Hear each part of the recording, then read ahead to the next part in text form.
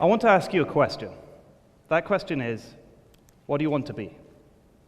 How many times have you been asked that question? What do you want to be? I was asked it plenty of times when I was growing up. I mean, if you asked me when I was 4 years old, my answer would have been, I'm going to be a pirate. Can you remember what you wanted to be when you were 4 years old? I appreciate that was a long time ago, and you probably can't. So I did a little research. This is my sister. She teaches a class of 3 to 4-year-olds at a primary school in London. She asked them for me the same question, what do you want to be? She wrote down their answers, and then she gave them to me. Those answers were, first one, I'm going to be a princess when I grow up. I think we've all heard that one before. Someone said yes. Second one was, I'm going to be the tooth fairy. I mean, I don't know if that's more or less realistic than the first one, to be honest. Third one, Iron Man. I'm going to take a stab in the dark that was inspired by movies that you watched. Fourth one, I'm going to be on the X Factor. Didn't have that when I was a kid. And the last, but certainly not the least, I'm going to kill all the baddies by chopping them up. I was a little bit worried when I heard that last one. Watch him, he's trouble. Now, I know you're probably thinking, why did you choose to ask children this question? Their answers are pretty unrealistic, right? I mean, some of them are outright fairy tales. I mean, how many people do you know who have been on the X Factor? Exactly. See, what didn't interest me was the answers themselves. It was how the children decided to answer the question itself. See, I spotted a pattern as soon as I wrote these down. You can probably see it because I've actually highlighted it for you to see it. Each and every one of these kids, well, almost all of these kids, answered with the words, I'm going to be. They didn't say, I want to be. They didn't say, maybe. They answered with absolute conviction. That kid is going to be Iron Man. There's no doubt about it. Now, I'm willing to bet, metaphorically, not physically, because I don't have the money to pay all you back if I lose. I'm willing to bet that when I opened this talk with the question, what do you want to be? You answered inside your mind with the words, I want to be. In fact, let's be more specific. Some of you didn't answer with the words, I want to be. Some of you answered with the words, I don't know. Don't know. It's a very common answer. So what does it say about you? Does it say you don't know what you want in life? Maybe. Maybe it says you're just not sure that the thing you want to be is realistic enough to just say, I'm going to be that thing. Maybe you're just superstitious. You think if you said, I'm going to be a movie star, you jinx any chance of you doing it altogether. So let's see what happened when I asked this question to adults instead of children. To do this, I used a website called Reddit. A lot of you may know it. It's similar to social media pages like Facebook and Twitter. You can do all the same things. Difference is, you can post anonymously. And that was the important part of my research, that they could post anonymously. See, I believe if someone can post anonymously, they're not worrying about other people's opinions of the thing they're about to say. That means they can be honest. So in theory, if you're anonymous, you can be honest. So there's the question. Gave it a little bit more context than I gave the children, because it is the internet, and you know what the internet's like.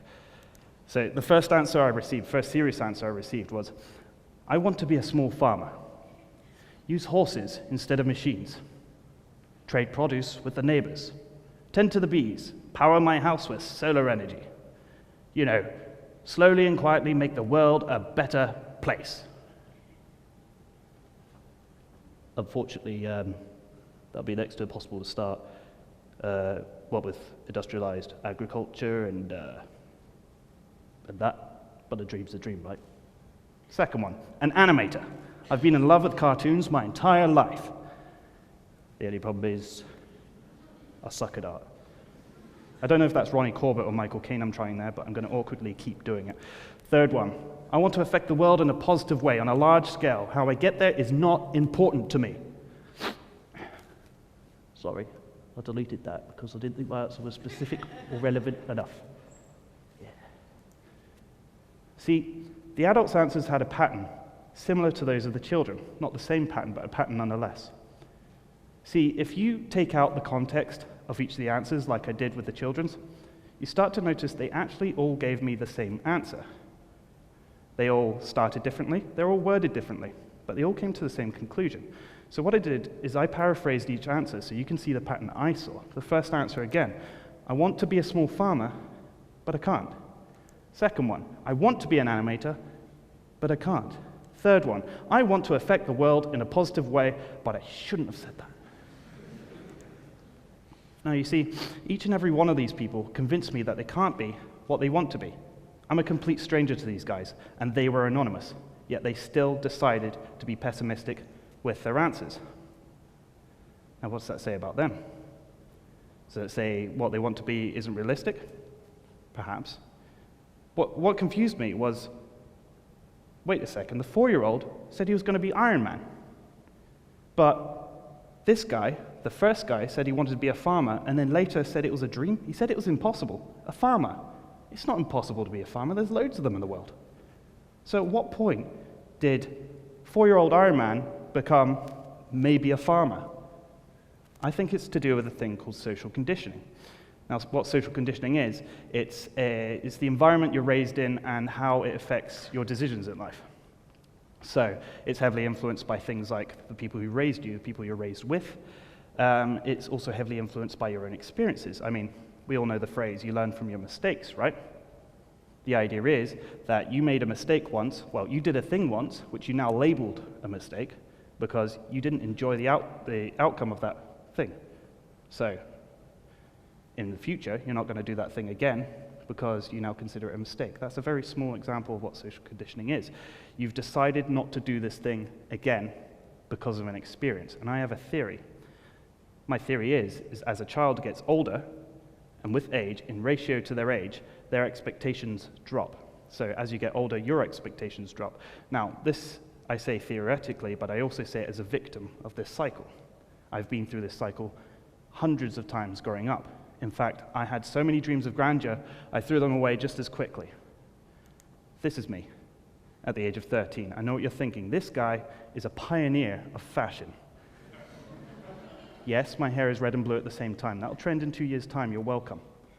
At this age, I ditched the pirate dream by now, and I decided I'm going to be a violinist. I had the violin, I had the teacher, I had the lessons. I was set to go. In fact, it was better than that. My violin lessons ran over my English class. I mean, it wasn't just an aspiring career choice, it was a get-out-of-jail-free card. This was awesome. However, my English teacher found out why I was truanting her class. I was off learning to play the violin, so she had my class moved. And this is the hard part, grab tissues if you have them. She had my violin lessons moved to lunchtime. This was my favorite time. How was I supposed to give up snackables to go pluck some strings in some weird-ass closet with some lady? I wasn't going to do that. So without further ado, I gave up on dream number 2. So let's fast forward to when I was sweet 16. Like a fine wine, my fashion sense gets better with age. Looking like someone who dropped out of skateboarding school, I happened to be single.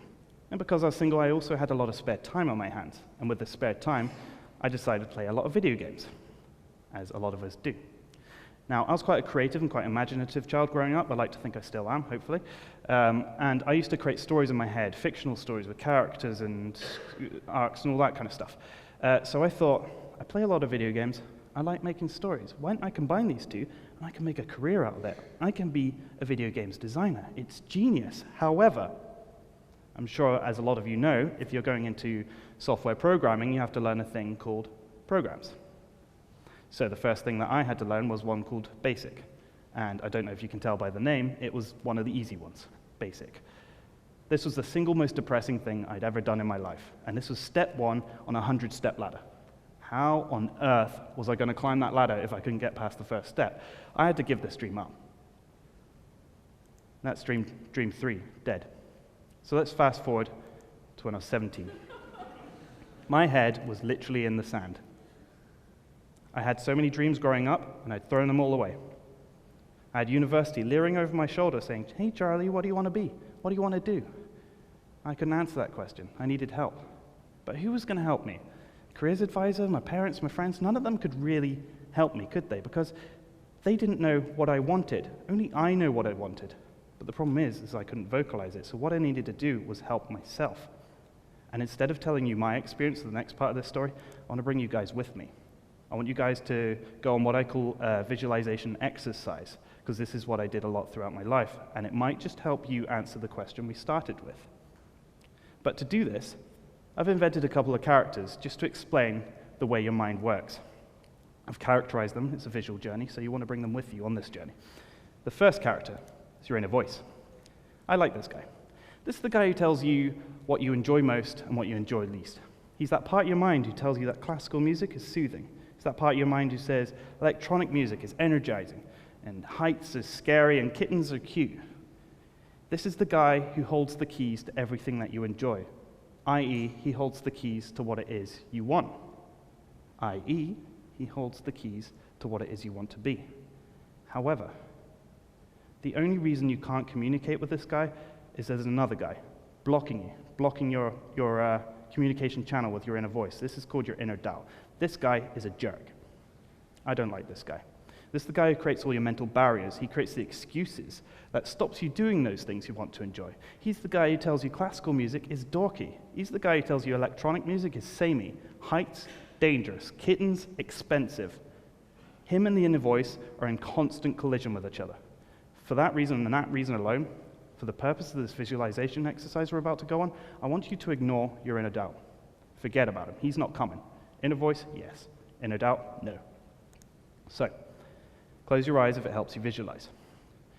You're looking at yourself in a mirror. Make eye contact with yourself. It's a little bit awkward, but that's you, so it's okay.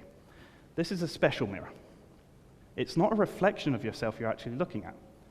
In fact, it's a portal to an alternate dimension. This is another you. This guy's leading a slightly different life from yours. I want you to extract your mind from your own head, and I want you to float through that mirror. Your mind is going inside that of the other you. You're on the other side of the mirror now, looking back at yourself. Can you see yourself? Now, this universe that you're now in is exactly identical to ours, except for one thing that's different. At the end of this talk, a radio broadcast is heard. On this radio broadcast, we hear the world's going to end. A meteor's going to crash onto the surface of the Earth and wipe out everything living or dead. We can't escape. We can't dig underground and hide. We can't escape in a rocket. We're all doomed. Sorry, this is really grim, but it does have a point.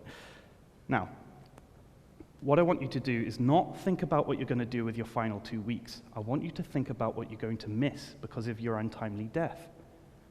Think about it. That's 2 weeks' time. You're going to miss the launch of the next Star Wars movie. That's pretty disappointing, right? Now, use this visualization exercise as a template. You can create another 100 scenarios just like it. And the point is to find out what it is that you enjoy most in life. I did this a lot when I was 17 years old, and I needed to. See, I pictured myself as a billionaire. What would happen if I had £1 billion? You know that question, what would happen if you won the lottery? I spent the money and I bought a film studio so I could bring those stories I always had to life, through film. I pictured myself being famous. What did I do? I was famous for making films again. And see, there's this recurring theme through all my little visualizations was that I wanted to make films. And therein lied the answer. I wanted to make films, and you know what? I knew that for a lot longer than I let on. But the only problem was my inner doubt was telling me that was impossible. He was telling me that was a fairy tale dream. Much like the guy on Reddit who thought being a farmer was a dream, I thought the same about filmmaking. And now here we are, 24-year-old Charlie stands before you. You know what I do? I run my own independent film company. I did it. I'm now being an effective part of the film industry. I'm bringing my stories to life. This is what I always wanted to do.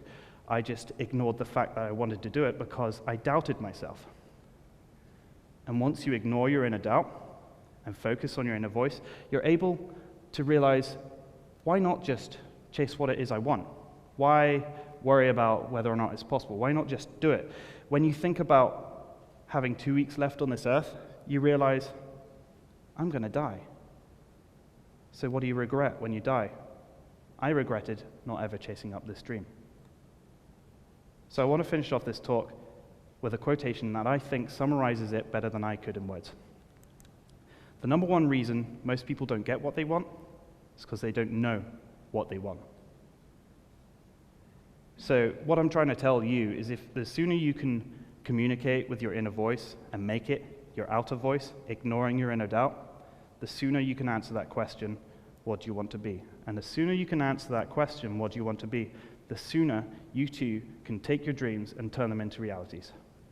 Thank you.